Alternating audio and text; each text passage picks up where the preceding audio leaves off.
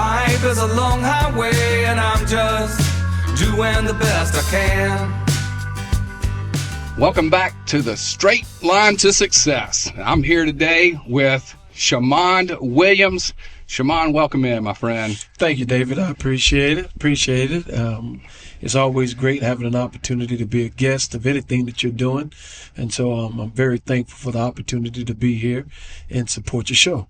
Well, thank you so much, man. We go way back. We've had a lot of time to spend together, to learn together, to grow together, and I appreciate you being willing to share with our audience some of those tips and secrets of your success. Mm-hmm. Let's start, if we can, a little bit at the beginning. Mm-hmm. So tell us, where'd you grow up?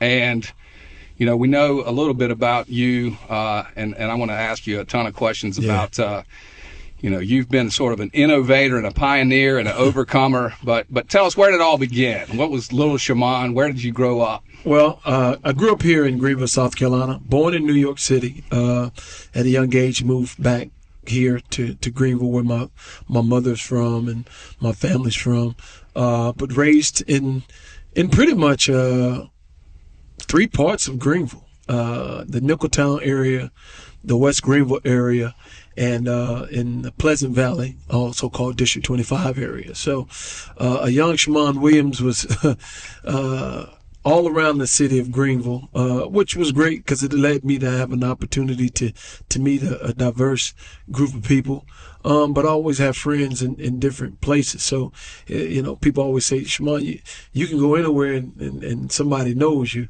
And it's because the way I was raised, having grandparents in different parts of the city allowed me to have friends all over the city as well.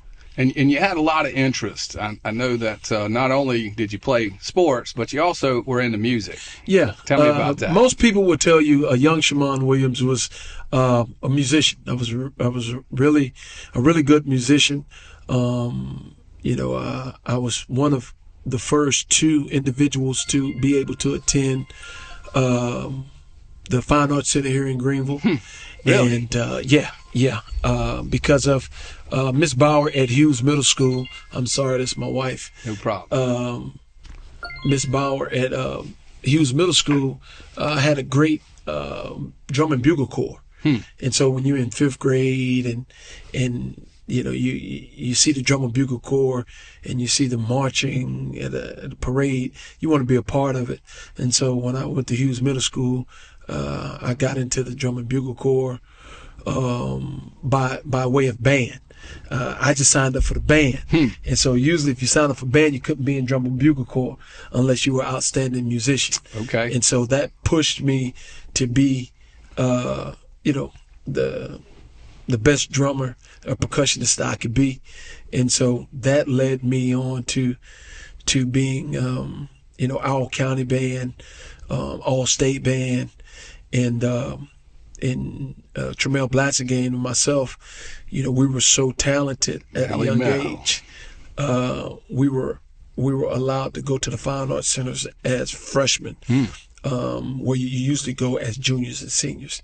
So, I'm musically inclined. I love music. So you were playing in the band. You played in middle school and up into high school. High school I was in the band as well. Played drums. Played the drums, yeah. Actually, I had a scholarship to go to the University of Georgia. Really? As a musician. And where'd you go to high school? At Southside High School. Okay. But I had no scholarship offers to go play basketball. So it's interesting how life works. But for me, music was and it still is a big part of who Shammond Williams is. Yeah. I want to come back to that, but let's get into your sports, basketball. So did you play any other sports other than basketball? When I was younger, I did. I was really good in football. I was really good tailback. I could, I had high end speed. Yep. I was physical. And going to Hughes allowed me to be in the band at Southside as an 8th grader. Okay. So I was in the band, high school band as an 8th grader. And so when we would travel to games, you get to see the team. And unfortunately for Southside at the time, Southside's a basketball school. They didn't really have a good football team.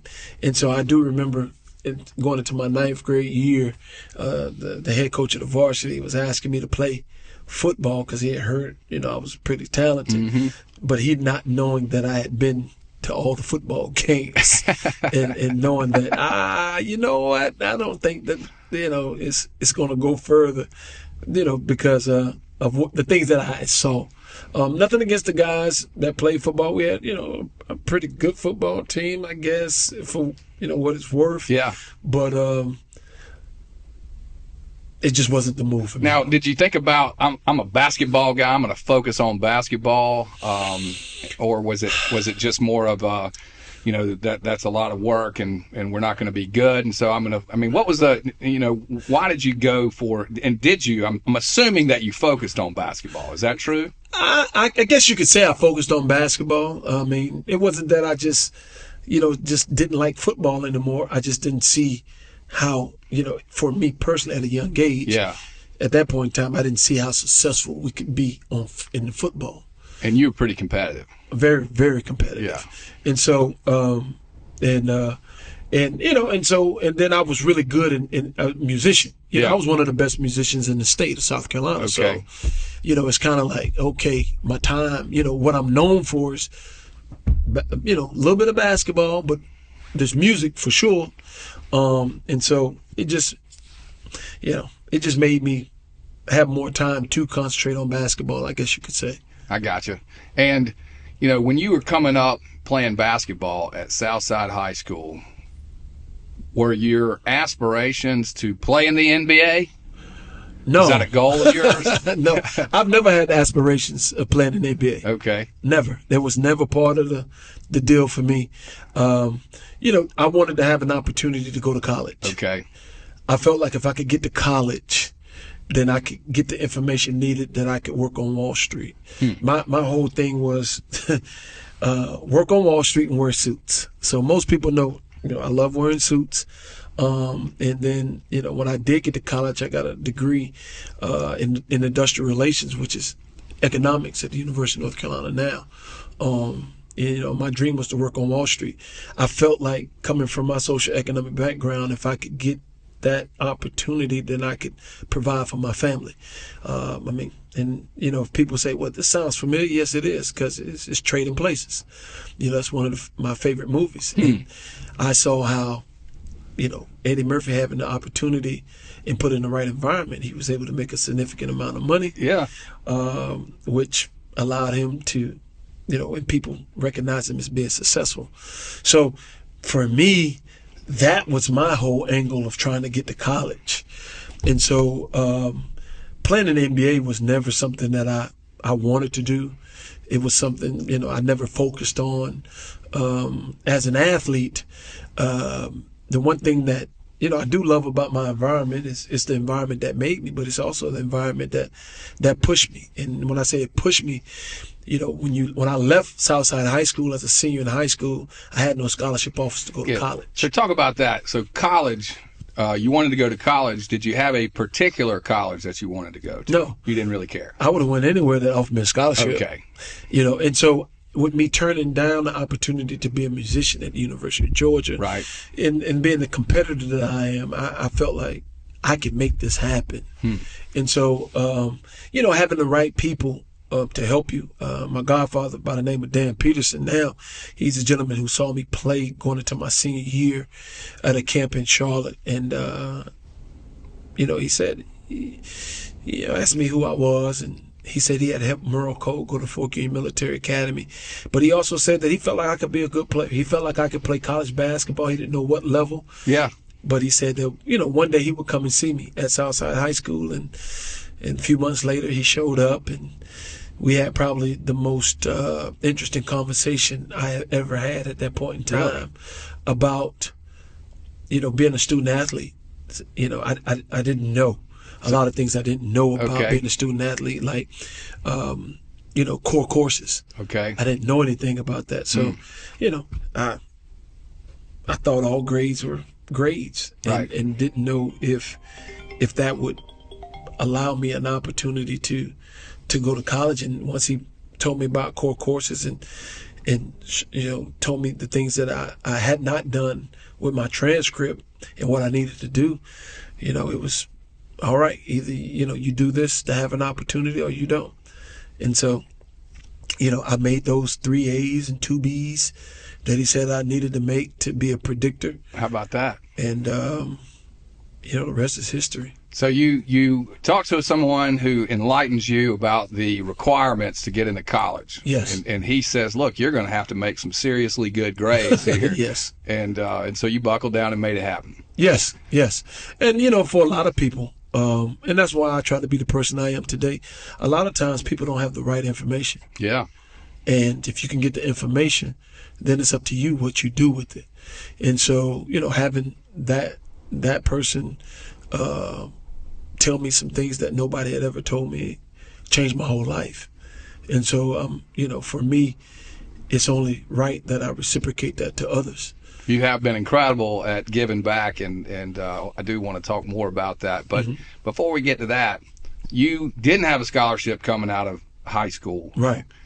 You ended up at Fork Union. Fork Union Military Academy. And when you went to Fork Union, you were wanting to get a college scholarship, would have loved to play for South Carolina or Clemson. I mean, you would have loved to have played in state, right? Or Charleston. I would have went to Allen. I would have went to Benedict. I would have went to South Carolina State. It didn't matter. Yeah. I just wanted, an opportunity to go to college, play basketball, someone that paid for it. That's exactly right. You went to Fork Union, rolled up your sleeves, and got to work. Yeah, pretty much. I left Greenville when I graduated from high school and went and stayed with Dan Peterson. Okay. And, worked in the gym every day and, worked on my game and things like that. And, when I got to Fork Union, we got there in August. By the time October came, I went from a kid that had no scholarship offers to the best guard in America. And so, incredible. For me, how was that? I mean, what was that mentally like? It was interesting because at Fork Union, your day is pretty much dictated for you. Okay. And at night, you had study hall. And so if you finish study hall, you have to still sit at your desk and continue reading or studying. You couldn't read a comic book. You couldn't do like magazines or anything like that. You would get in trouble if you did. So those times that I had those extra time, I would just sit and read my Bible. And every night before I went to bed, I would pray and say, God, if you would please just, give me one scholarship offer to go to college. I appreciate it. And, I'm working to try to be the best person I can be. But, I prayed every night for that. And so I always tell kids, be careful what you ask for, because the same things that you ask for, when you get it, hopefully you're prepared to deal with it. And so I went from a kid that had no scholarship offers, like I said, to the best guard in America. So who came in there and offered you scholarships? Dean Smith came, Rick Pitino came, Eddie Fogler. A long list of them. The best schools in America came in and offered you an opportunity. Yeah, Carolina and Kentucky were number 1 and number 2 in the country at the time, and Dean Smith walked in first. Yeah. And offered me a scholarship on the spot. And then right after I met with him, sitting like you and I, Rick Pitino comes in and offers me a scholarship on the spot. Wow. And I think the difficult part was I didn't know the magnitude of getting those offers, because they had never, I didn't have all, at that time, University of South Carolina had offered me, Eddie Fogler had offered me, but, an offer was an offer, you know what I mean? I got offered from Miami and stuff like that, so I didn't know the magnitude of North Carolina offering you or Kentucky offering you, my dream school was Clemson. I wanted to play at Clemson, and so, not getting those offers, I didn't know the magnitude of it. It took my teammates to tell me, like my roommate, he was like, when I got back to the room that night, he was like, Dean Smith offered you a scholarship? And I was like, that's the guy from North Carolina. He was like, yeah, it's like, that's Dean Smith. Because I didn't know who he was. Yeah. Even when my coach said, Dean Smith wants to meet, he said, Coach Smith wants to meet with you after Didn't practice. mean much to you. No, I mean, it didn't. I thought he was the head coach at Virginia Tech. I said, oh, that's the guy from Virginia Tech. He was like, no, North Carolina. So I was like, okay. So, it just, my focus wasn't about where I was going. It was about getting the opportunity to go. Yeah. And so, it took my teammates to help you figure that out. Yeah, because they were like, wow, like, and I'm like, oh, yeah. Basketball royalty. I get, Yeah. I guess. And so, so for me, it went from not having anything to having everything. And so what, go ahead. I didn't mean to cut you off. The things that I was asking for, now that I had them. Yeah. Now it was really hard for me to decipher and to go through it, because people that you were wishing as a hypothetical weeks before, like Todd Bozeman at Cal, like, I was like, man, my friends would do hypotheticals. What if they called you and offered you scholarship? Like, man, I'll take it right on the spot. You know what I mean? Like, that was actually happening. And so the things that you were hypothetically thinking was actually happening for me. And so, I got a little, nervous about the whole situation, and it was a little difficult in some regard. Yeah. And, but, my family and Coach Pete, they helped me through that process. So I always say, be careful what you ask for. Yeah. So you have all this opportunity. It's overwhelming. Why did you pick Dean Smith? Why did you go to Chapel Hill? To be honest, that's the one question that I could never answer. And then people say, well, how do you not know? Well, Eddie Fogler, when he got to South Carolina, he was the first coach to come to South Carolina and be in the state of South Carolina that was like, he's good enough. And so it was like somebody finally appreciated what I did. So you wanted to reward that. Yeah, for sure. I mean, it was home. Yeah, So yeah. it was like somebody from home really actually think I could play. You know what I mean? I didn't make all state. I didn't make the North-South game. You know what I mean? Stuff like that. And so it was like somebody from home really recognized. He had just got the job. He came in. He was like, I want you. You going to transcend this program. So my first visit was to the University of South Carolina. And I committed on my visit. And so I got back to Fork Union. I'm going to the University of South Carolina. Gotcha. And this is after Dean Smith and Patino and them came in. And so Eddie Fogler said to me, he came up to Fork Union. He was like, Shammond, talked to you about something. I was like, what's up, Coach? He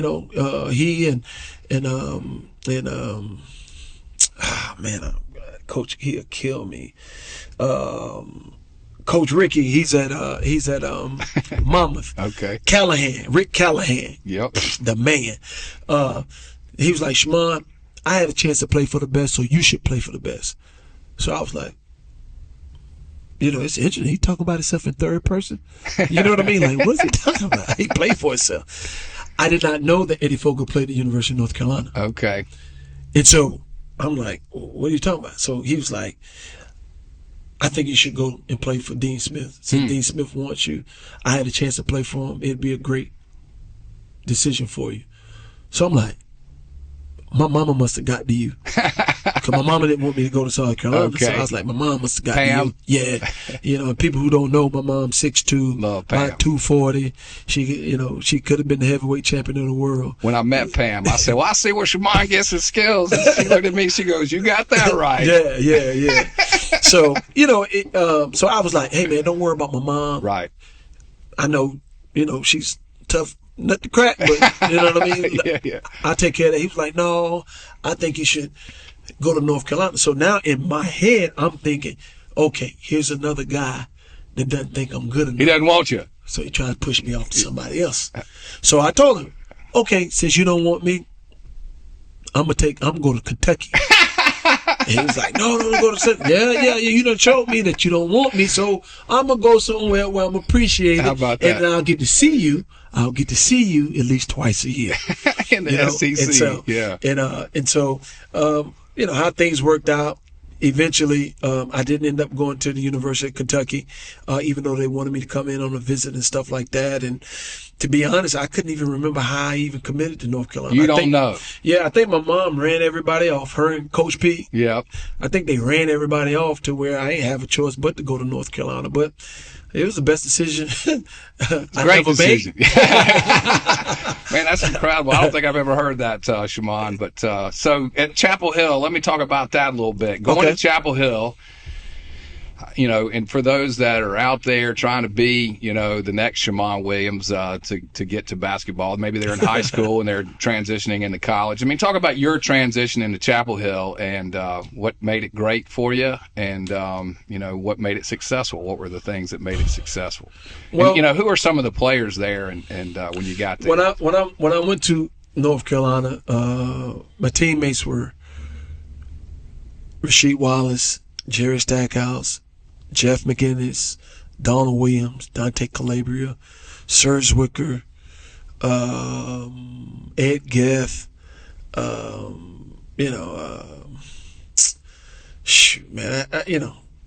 Pierce Landry. It was a great group of guys. Yeah. You know, that was my freshman year, and then, my sophomore year, Vince came, Antoine Jameson, and then later you had Ed Cota and Brendan Haywood, throughout my career. Yeah. And they had a host of other guys, Terrence Newby, Michael Brooker, Brad Frederick was on the team, some great players. Yeah, great players and great people. And how did you, what was it like transitioning? Did you come in and just take to it like a duck to water? Did it take you a minute? What was the process? Well, back then, Coach Smith had his system and how he did things. And so when I came in with the intent, of course, because he told me I would play. He said, "You'll play as a freshman." Okay. He's supposed to be a man of his word, and he's a great person, the greatest coach I've ever had, and as great of a coach he is, he's a much better person. He's a much better person. So I came in, just, hey, listen, I'm gonna get to it. Jerry, Jeff, and Rasheed, we were all in the same high school class, graduating in 93. Okay. They went to North Carolina. I had to go to Fort Union. So we were all pretty much the same age, probably younger chronologically, but we're all the same age. And so when I got there, like the best guys on the team or guys I come out of high school with the exception of Donald and Dante, those two guys are older. So I came in to get to work because, when you leave Greenville and you have no scholarship offers to go to anywhere, then you're gone for a year, and then the next time people hear about you is, oh, he's going to North Carolina. You can imagine. You got people that appreciate you, and they say, well, shoot, Shammond going to North Carolina. Yeah. That's awesome. Then you got some people like, man, he ain't good enough to go to North Carolina. Last time we saw him, he was at Southside. They lost in the state championship and so on and so forth. So, there was a lot that I felt like I needed to prove. You had to prove some stuff. Ain't no question. Chip on your shoulder. Yeah, and that's how I worked the best that way. Okay. And so, it was just go to work. Yeah. And I felt like I was doing a lot of great things, but because, the way Coach Smith does things, I didn't have as much of an opportunity that I probably felt like I should have gotten. But nonetheless, I played my role, and did my job, and I was on the team that made the Final Four. Yeah. You went to the Final Four. My freshman year. And you ultimately set multiple records at Chapel Hill. Tell us about some of the records. I don't know about all the records, but I will say I probably hold the most records than anybody that you know. That's one thing. I talk. I don't really talk about it much. Yeah. Because I didn't go to set records, but by the time I finished at the University of North Carolina, I pretty much had broken. You had a 3-point record. The most threes in 1 year. I remember we were at the Well, the Bon Secours Wellness Arena a few years back, and one of the young men playing in the tournament broke one of your records. Do you remember that? And his dad, we saw his dad afterwards in the concourse. I don't know. I think it was a 3-point record. Anyway. No, I think Marcus Page broke my record. Okay. For most threes. Okay. And, and I'm okay with it, because I used to, I live in Chapel Hill in the off season. So when they used to come in, I used to be in the gym and I challenge them. Hey, this is what I, be better than me. And so, when Marcus broke my record, I vividly remember Theo Pinson, and Theo Pinson's father's from Greenville, so like family. So Theo was like, "Yeah, Marcus broke your record." And I said, "That's fine. He broke one of my records, but I have a lot more records. But the record he broke, let's take that into consideration." I said, "How many years Marcus started?" He said, 4. I said, "I started 2." I said, "Who Marcus played with?" He was like, Marcus played with me and Kennedy and so on. I said, "Yeah, and I played with Jerry Stackhouse, Rasheed Wallace, Vince Carter, Antoine Jameson." I said, "Who was the offense predicated for?" He was like, "Well, Marcus got probably the most shots." I said, "I didn't have the most shots." I said, "So that's why I hold a record for efficiency as well." I said, "Marcus broke my record. He did it in 4. I did mine in 2. There you go. Imagine if I had started for 4 years." Yeah. Where this record, so, we just, we battle and stuff like that back and forth. But, the one thing I will say about the records is, and I have this conversation with my son. I said, when you look at you look at the record books, all those guys' names that's there 1 through 10, a few of them, my name may be at number 1. But if I'm not at number 1, I'm at, I'm somewhere. Look at all those other guys. All those other guys were top 20 players in the country. And here it is. I was a kid that never made All-State. Who's the anomaly? Yeah. I'm the anomaly. And so don't worry about what everybody else is doing. Do your work and allow your work to help you create the success that you want in life. So, it's really not about breaking the records. It's about the Lord giving me an opportunity and me making the best of that opportunity. And doing that, it allowed me to experience things that I never wanted to do. Yeah. That most people hold in high regard, which is probably going to lead to your next question. Well, I don't know what my next question is. I mean, I love talking to you, and you are, you've been successful. You've had challenges. I mean, you weren't like someone that everybody was like, "Oh yeah, Shammond Williams is going to be going to Chapel Hill. He's going to be going to the NBA." Right. You've worked hard. I mean, I know just because I know you, one of the keys to your success is your work ethic. For sure. And how did that develop? Was that something that you had? Was that I know you were driven. Ultimately, you're extremely competitive, and that I would say has contributed to your success. Yeah. But you have to act on it as well. Yeah. And so being competitive is just, that's part of it. Right. But how do you put yourself in a position to be successful?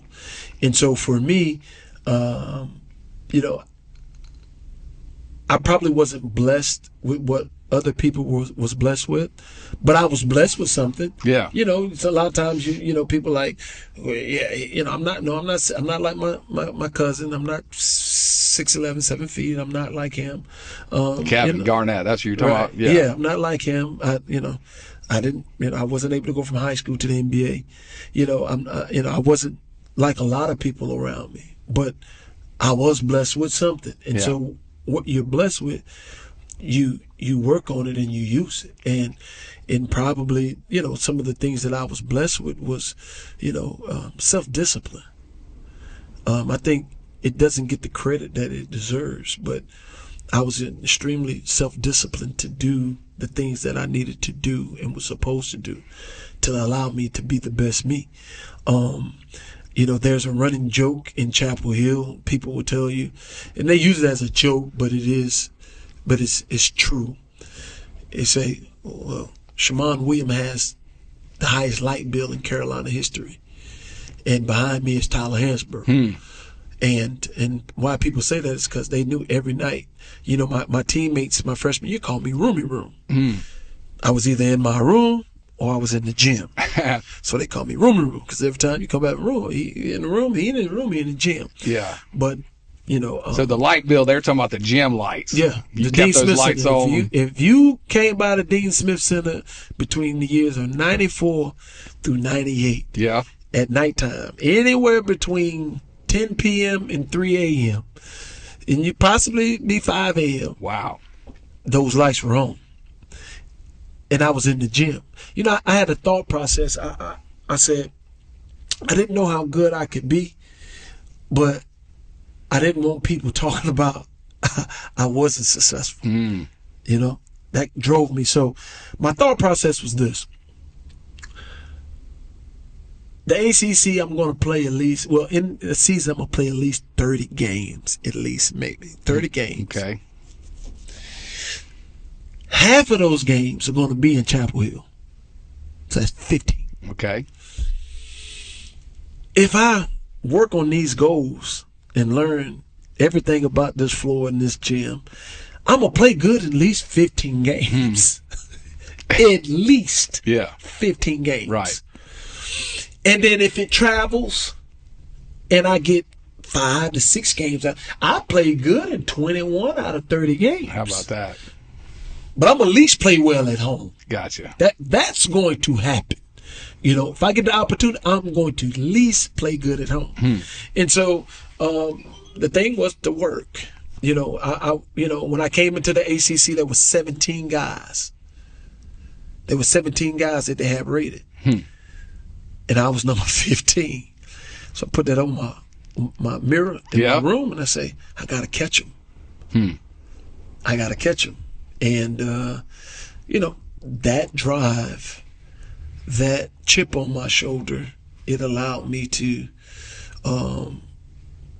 work. Yeah. And not wanting to be somebody that just went to North Carolina and not have an impact. Yeah. And so, from the work ethic, from the opportunity for sure Coach Smith gave me, his belief in me.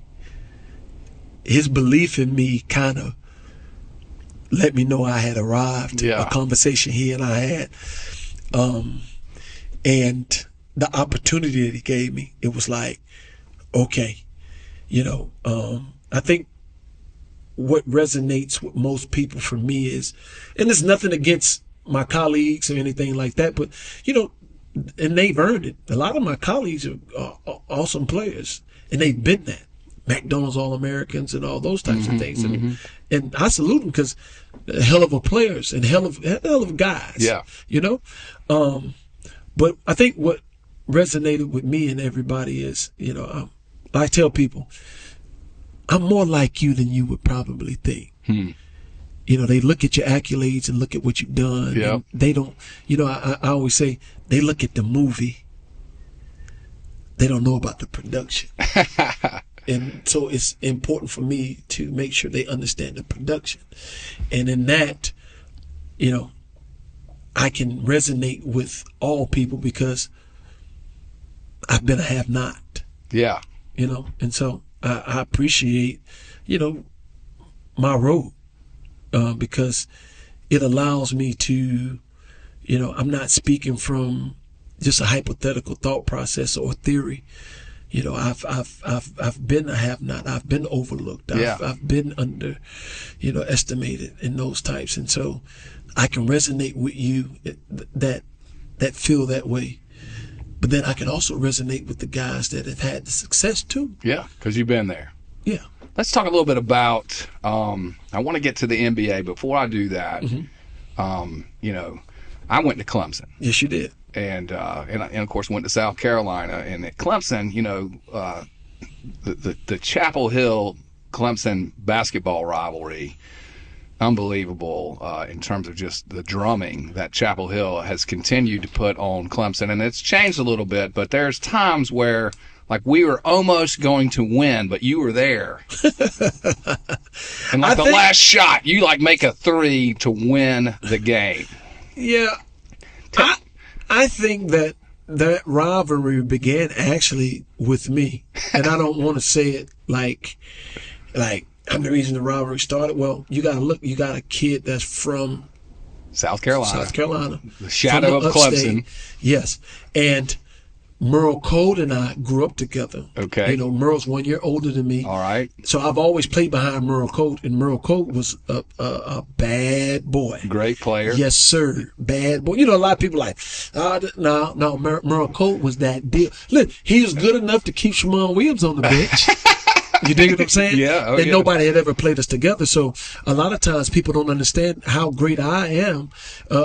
You know, that was recognized. You know, I had a guy that was better than me that allowed me, you know, that I had to play against every day. Yeah, I think I played against him from 6 years old all the way to 17. Yeah. You know what I mean? This was my competition every day. Okay. And, you know, and he deserved everything that he got. Yeah. There's no question about it.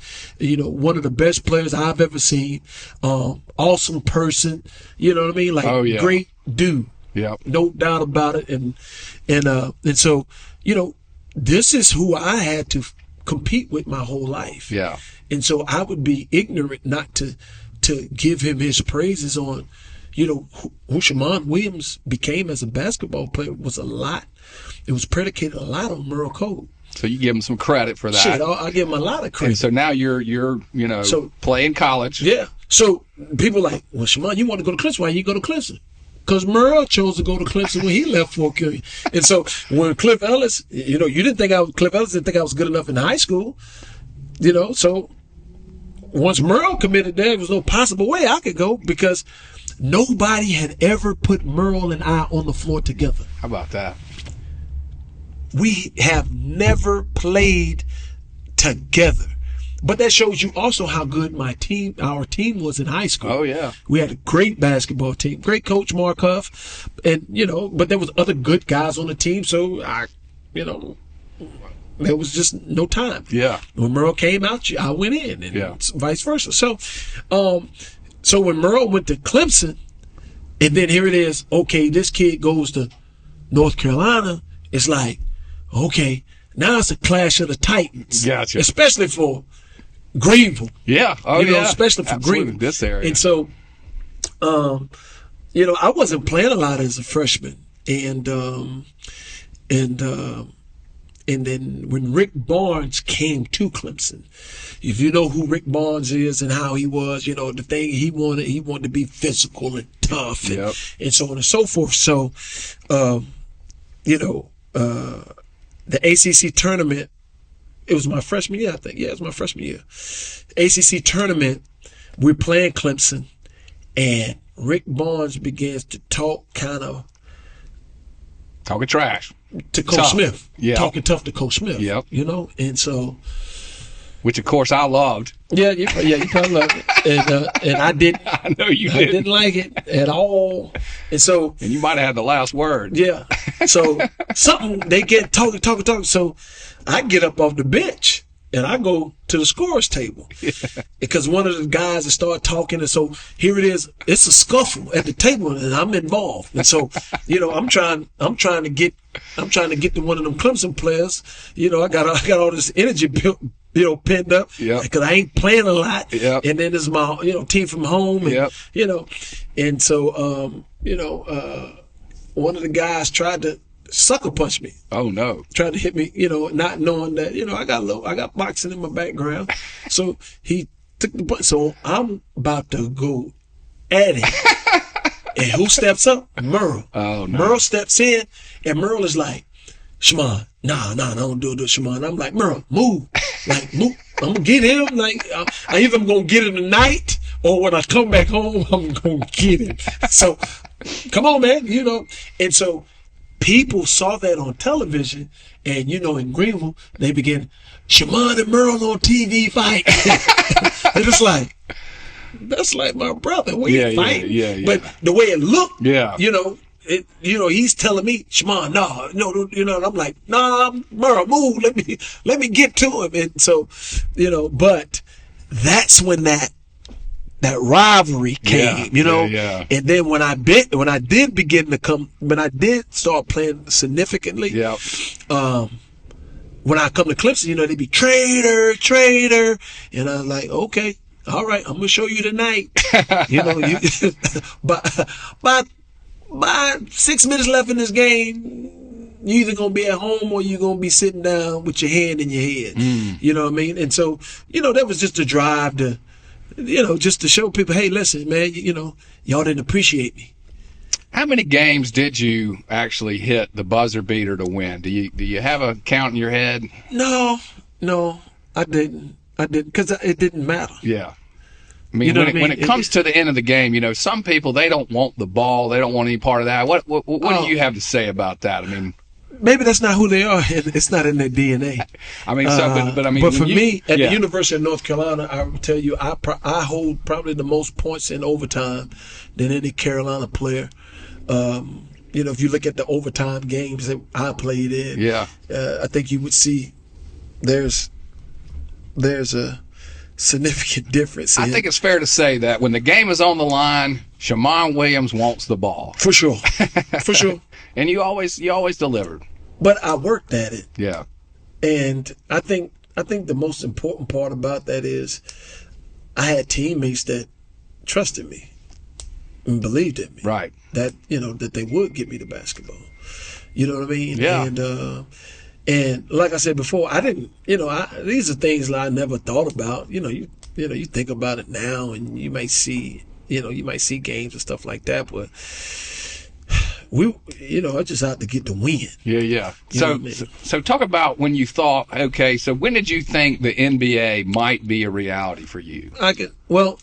Was that once you got to Chapel Hill, you're like, man, I think I can get going to the NBA? I never cared about the NBA. You didn't care about it. I never cared. Even like my freshman and my sophomore year, like people will tell you, this was my schedule. Okay. In school. Monday, Wednesday, and Friday. 8 o'clock, 9 o'clock, 10 o'clock. That's Monday, Wednesday, Friday. Okay. Tuesdays and Thursdays, 8 o'clock, 9:30. I was finished school every day at 10 or 11 o'clock. My whole college career. Okay. Except my senior year, because I didn't have to take many classes. So my focus was to get to Wall Street. Yeah. That my focus. Get to Wall Street. And my sophomore year, Coach Smith asked me to play the two guard position. A lot of things happened at North Carolina that most probably would have broke a lot of people's backs. That it'll be in my book. But Coach Smith asked me to play off the ball. He said, Shammond, I need you to play off the ball a little bit so you and Jeff, because we need shooting and somebody that can score in bunches. And I was like, nah, I don't play off the ball, Coach. I play point guard. You play me at the point guard position. This is what I do. Okay. You know what I mean? Yeah.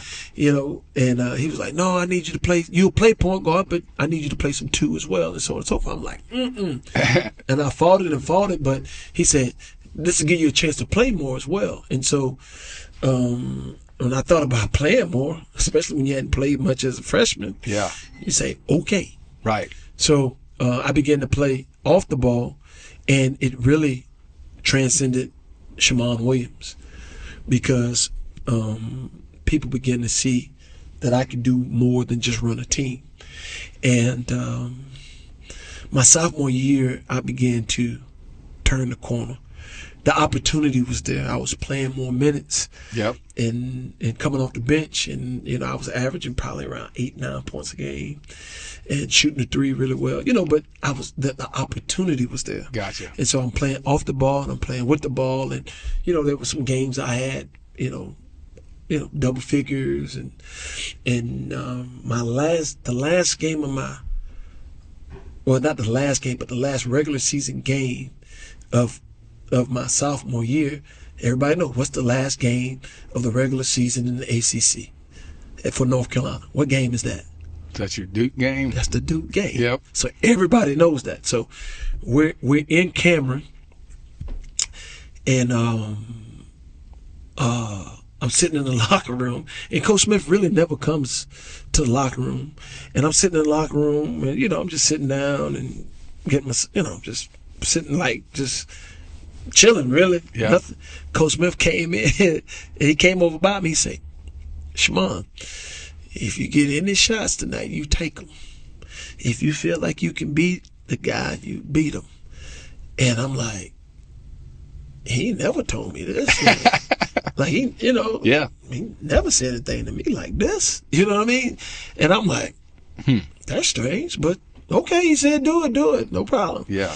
And so when we got in that game in Cameron, my sophomore year, once I got in the game, it was like, the environment. Excitement, Yeah, adrenaline. I mean, compete. It made you're flowing. You got to compete, and so, McGinnis was, when I got on the floor, I remember Jeff like, "Come on, man, let's go to work," and like, let's, like, for sure, let's get to it. And so I ended up with that game. I ended up having like 28, 29 off the bench, and was like the CBS player of the game and so on and so forth. And then went on into the tournament, the ACC tournament, and played pretty well. Matter of fact, we got beat by Clemson that year. Clemson beat us that year. Greg Buckner finished it with a dunk, and they beat us by 2 or 3. And then we lost in the NCAA tournament to Texas Tech. That's when Darvingham broke the backboard. And so in the summertime, I'm in the gym. Yep. So I'm sitting in the gym working out, and Coach Smith walks in the gym. And he said, "Shammond, he talked to you about something." I'm like, "Yes, sir." He was like, "You may want to think about this as a profession." And I said, What are you talking about, Coach? He said, "You might want to start thinking about this as a profession. Like, playing in the NBA." I was like, okay. So Coach Smith told me that going into my junior year. Okay. But it didn't change anything. When you heard that, was that like, it didn't change anything. It didn't change anything. Because I was already in the gym working anyway. Yeah. Were you thinking, oh yeah, I'm gonna be a professional basketball player for the first time, or you still weren't thinking that? Okay. Still wasn't thinking about it, because you just really hadn't. People. You still didn't feel appreciated.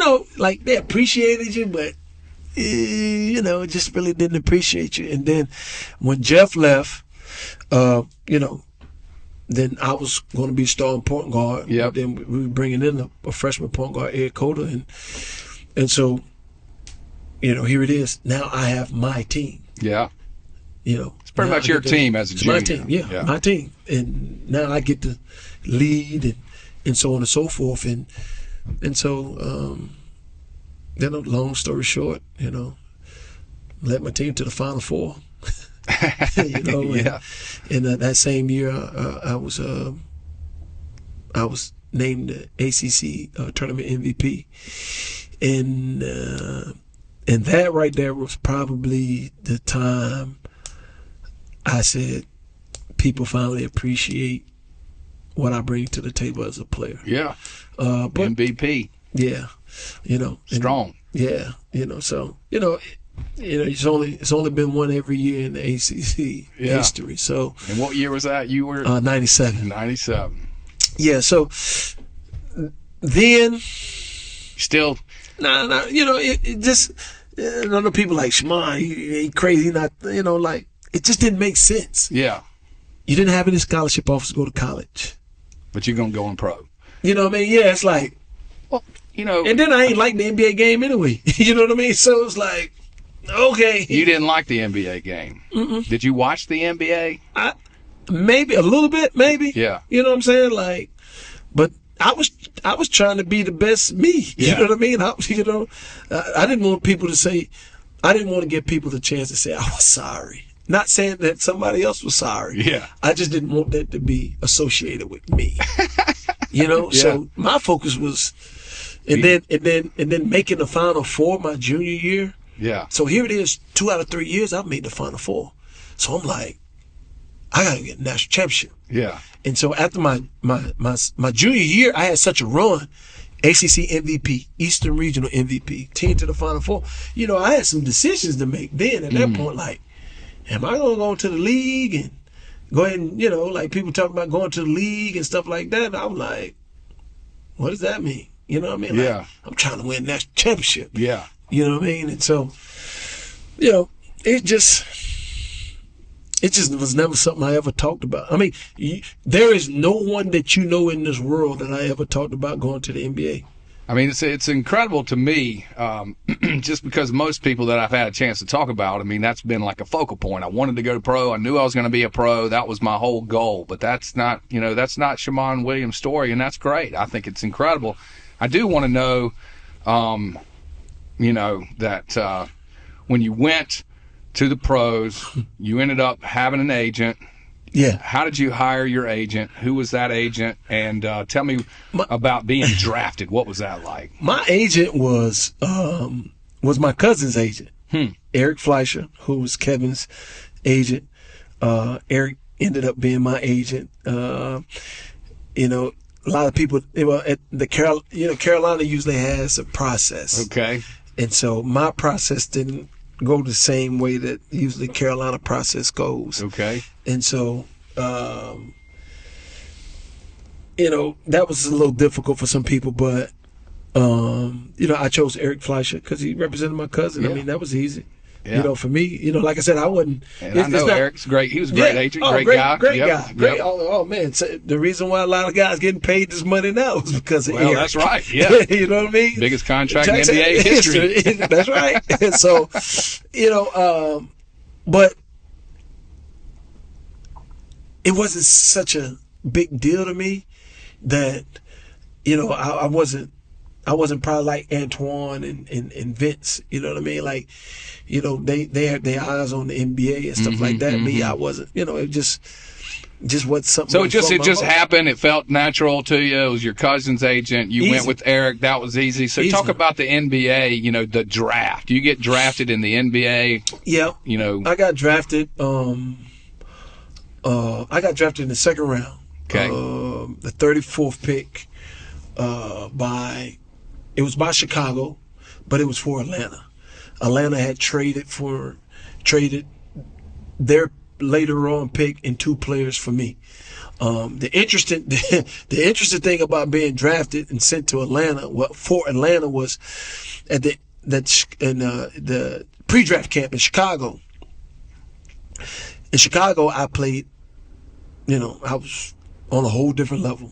I played so well that I played an extra game to help a team win. Oh, wow.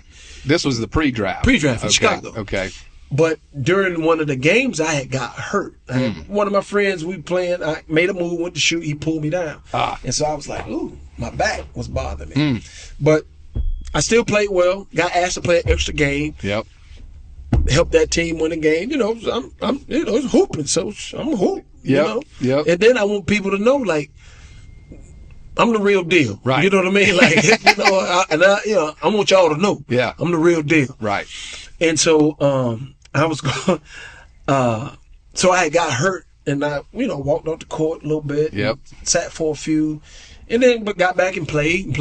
And so at the end of the camp, then we just do the physicals. And while we were doing, the physicals, they sent me to the hospital and they made me do an MRI. They made me do stuff like that. So I guess the reason why they were doing that, because I played so well. Yeah. And so now people are really, let's find out about the Shammond Williams. Yeah. And so they had the medical tents. And I remember vividly like it was yesterday. So I'm sitting in the medical tent. If I would have known better, if I had talked to Eric, then I probably would have left and not did the medicals. But I'm sitting in the medical tent and the guy pulls the MRI out. And I'm watching him put it up on the screen. Yep. And the guy happens to be, it was 2 tents. So it's a tent with one doctor in charge of this tent and another doctor in charge of this tent. So I'm in this tent and the lead doctor is from the Atlanta Hawks. So he pulls up the MRI and he's looking at it. And I see him circling stuff on it. He was like, yeah, right here. Yep. And he was like, yeah, he has a disc issue. He's going to have surgery and stuff like that. So I'm listening, and I'm sitting there like, okay, I'm going to have surgery. I ain't tripping because if I got to have surgery, okay, I got to have surgery. But I just finished dominating people and y'all saying I not to have surgery. Right. That surgery ain't stopping me from dominating. Right. You know what I mean? Yeah.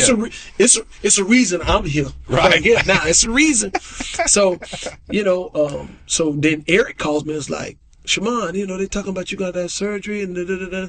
So I ended up going to, I went to see 20 teams, and they really wasn't working me out. They was just, I was going through medical stuff. And I don't know really about this stuff, but, when they think you got to have surgery, it could hurt you. It definitely hurts you, yeah. So, so I had teams saying, we're going to take you here, we're going to take you here, we're going to take you here. Yeah. So, but when draft night came, a lot of those teams didn't draft me. Right.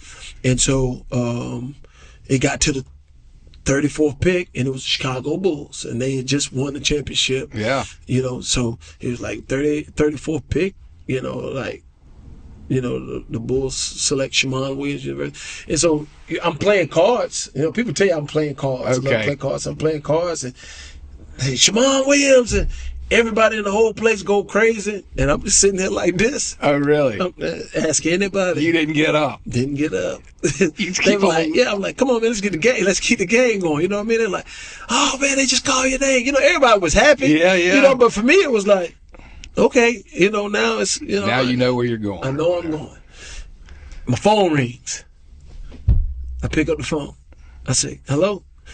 And it's Eric. Eric say, congratulations. He said, but you're not going to Chicago. I said, I'm not going to Chicago? What do you mean? He said, that pick was for Atlanta. You're going to Atlanta. And I was like, what? So I hung the phone up. Everybody, the telephone call, everybody said, like, what's that? I said, well, I'm not going to Chicago. And everybody's like, huh? I said, that pick was for Atlanta. I'm going to Atlanta. And everybody's like, oh, he going down the road. And in my head, I'm sitting there thinking, the guy from Atlanta was the one that told people I'm going to have surgery. Yeah. But here it is.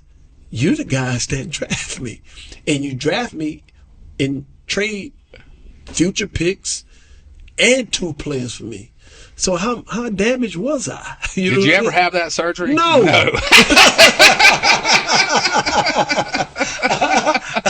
No, thank the Lord, no. Yeah. So it was like, gosh, so that's incredible. That's how it started. That's an incredible story. I would be remiss, and I'm going to ask you at least one question about, for one, the culture at Chapel Hill. But before I get there, what, if anything, did Michael Jordan have to do with you being a pro basketball player?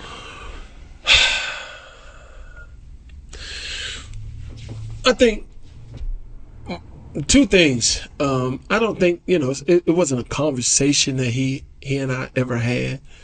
When Michael Jordan came back to practice with us, my freshman year, he came back to practice with us. And he kind of walked in the gym and like I said before, I'm not, it doesn't register to me that, Michael Jordan and all, those types of things just didn't, it didn't move me. You weren't starstruck by him? No, I was not. Okay. But it's Michael Jordan. You respected him. Well, for sure. Yeah. You respect him, but it just didn't move me. Yeah. And so, he was on my team. That's when you met him. That's the first time I met him. As a freshman at Chapel Hill. He came. Okay. Coach Smith said, we got a guest for practice today, and we standing in the huddle, and then who comes walk through the curtain? Michael Jordan. Come walking through the curtain. So he's like, ooh, okay. Yep. It's Michael Jordan. All right. And so, but. And he's still playing? Oh, yeah. This is 94. Okay. Yeah. You know what I mean? It's 94. Yeah. So he walk in and Coach puts him on our team, with the freshmen, and we get the starters, and it was like an adult taking candy from a baby. And that ball was going through that basket. Just throw it to him. Really? I was like, God dang. It's like, wow. You look at him, like when he was running, it didn't seem like he was running. It seemed like he was gliding. You know what I mean? Like from point A to point B. It was like, for me in my head, I was thinking, why is he running like that? You know what I mean? Like, why ain't running? It's like nothing was hard. You know what I mean? So, Yeah. You learn that, and then he played. Then he played Jerry 1-on-1 and Donna 1-on-1, and he was at the top of the key with the basketball, and he had the ball, and an individual he was playing against opened to send him left, and he said, "You can't open to send me left like that." And the guy was like, "Yeah, I'm gonna send you left. I ain't gonna let you go right. I'm gonna send you left."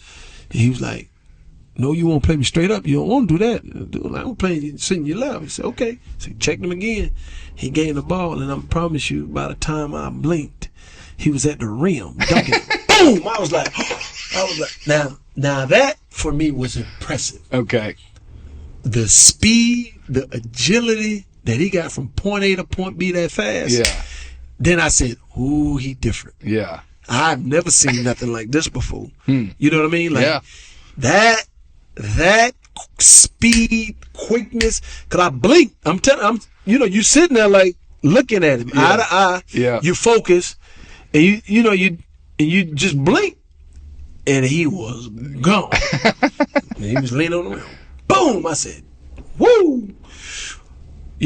That said, playing at that level, whew, good gracious, it's some real dudes. That was impressive. And then him coming back because Coach Smith asked him to do these things. Yeah. That was impressive for me. And so, that led me to do the things that I did when I graduated, which was build my house in Chapel Hill and be there every year. So, just that. He was a role model for you. In that capacity of, he respected Coach Smith so much that, and then so when I did get into it a little bit more, you begin to say, okay, here it is, this guy who's the best, he is the best player ever play. He respects Coach Smith and holds him in high regard, that I have no choice. Not that I didn't. Right. But I have no choice but to try to emulate that in that regard. Well, I just know that from talking to you through the years, at least that's what I thought, was that he did come back and help invest in you guys, and you've done the same and continue to do the same, correct? For sure, you still got a house in Chapel Hill. That's right. And you're investing in that program. I go back every summer. I'm in the gym with them. Because I feel it's, they're my little brothers. So it's my job to make sure that they know who I am. You know what I mean? Yeah. You got to take the time to let, and then I most definitely do it when anytime that they've had a tough season, I'm probably in Chapel Hill more than I would be than they have a great season. Yeah. Because when they're down, that's when they need to see you the most. And need to know, for me, it's like, look, man, I'm with you. You know what I mean? Like, you ain't by yourself, and I ain't disappointed. Yeah. But there's work to be done, though. Yeah. And so me taking time out of my schedule, and I was still coaching, so I leave my job after I'm practicing and drive down there and be in the gym with them. Yeah. You know what I mean? If you want to work out, I'll work out. I stay and work out with you, then drive 3 hours back. You know what I mean? Like, this is what Coach Smith asked me to do. And so I think that's the least I could do for what he has done for me and my family and my community. Yeah. You're continuing to invest, and it's fantastic. And you had an incredible pro career. You played with a lot of great teams, and you got to play overseas. Mm-hmm. I think you have dual citizenship, if I'm not mistaken. Do you still have that dual citizenship? I do. So what other country? You're a citizen of the United States of America, and what other country? The Republic of Georgia. Okay. Yeah. Gamajoba. What was that? Gamajoba. So tell us about how you ended up in Georgia getting citizenship. It's quite interesting because one of my teammates I played with in Seattle, Vladimir Stepanya, was from the Republic of Georgia, and every year they would try to qualify for the FIBA Nationals and things like that, and so they had, Georgia, Republic of Georgia's always had good players. But I think at the time they just didn't have a good lead guard or lead guards. You know what I mean? Yeah. So you could have a naturalized citizen. You could naturalize somebody that could play on the team. Okay. And so Vladimir, I played with in Seattle. And then during the lockout year, I went to Turkey, and there was a young kid that when I played in Turkey, there was a young kid by the name of Zaza Pachulia, but he was like 14 and stuff like that. So, I'm an American kid, come in, NBA guy, drafted, so they take a liking to you. So Vladimir asked me to play, and then, I asked, well, what does it consist of? And he was like, we're just going to go to Italy and play some games and, try to qualify for the virtual, we'll pay for everything and you can bring anybody you want to bring. Mm-hmm. And so my brother was graduating from college. So I was like, this would be a great trip for my brother. We go to Italy for a few weeks and go to Republic of Georgia for a week. Yeah. And, this be cool. Play some basketball. Yeah. And so I said, well, and they were like, well, you got to, be naturalized. I mean, you got to have the citizenship of Georgia.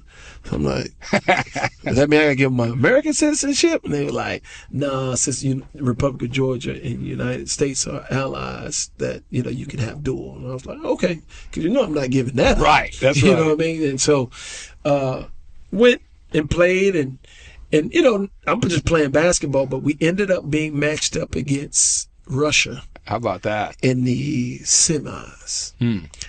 And, I don't know anything about Georgia getting its liberation from Russia or nothing like that. Right. We had been there, Eric and I, my brother, we'd been there, a week prior to going to Italy. And so we ended up matched up against Russia. And, I noticed, oh my God, the guys were, they were kind of tensed up and stuff like that. And, so the game get going. And a lot on the line. A lot on the line. So, for them, I ain't know, I'm just hooping. Right. And so, got to cooking and we beat Russia, and boy, you talking about, you would have thought the work, I mean, it was like we won the world championship. Yeah. Like my teammates, man, they were crying, and it was awesome. Yeah, the people in the stands that were from Georgia that were in Italy, it was complete pandemonium. So me and my brother, we just kind of sat around like, man, what in the world? What in the world? What has, Yeah. Like we done beat some other good teams too, Right. What is it about this team? And then, somebody began to tell me that, they had got their liberation from Russia and had been oppressed and stuff like this. And, and that win was like, we're here. You know what I mean? And I was like, wow, wow. And actually after beating Russia, that's actually how I ended up going to Europe. Okay. Because we beat Russia. Yep. And then one of the coaches on the Russian team was like, he came to my hotel that night and was like, what would it take for you to come to Europe? And I was like, everything. Why would I leave the NBA? You know what I mean? The NBA, why would I leave the NBA? And he was like, is there any amount of money you would take? And so I'm like, man, you had to pay. I said, you'll have to pay me a certain amount of money. I'm just saying it just to say it. Yeah. To kind of like, come on, man, get out of here. Right. You know what I mean? Like, And then later on that night, I got a call from my agent. My telephone rings in my hotel room, and my agent calls, and he's like, Shammond, did you talk to anybody about? I was like, no. He was like, you sure? I was like, yeah. He was like, it's a Russian team that just called us, and they sent over an offer. And I was like, I talking to a guy that coached for the national team. I was messing with him, And my agent was like, we're on the next plane smoke coming to Italy. I was like, they were like, this is a real deal. I was like, what? Bill Duffy and Roddy Filipovic, they was on the next thing smoking to Italy. And so, lo and behold, Next year, I was in Russia. Man, you've got such an incredible, story, and this is going to be a 2-part interview here. No problem. Life is a long highway and they're just Thank you for listening to The Straight Line to Success. Copyright 2026 Wyatt Sports and Entertainment, LLC. All rights reserved. Visit www.tslts.com and join the TSLTS Insider for exclusive content and updates. Here we go. Life is a long highway and we're doing the best we can. Everybody do your best. Come on, come on.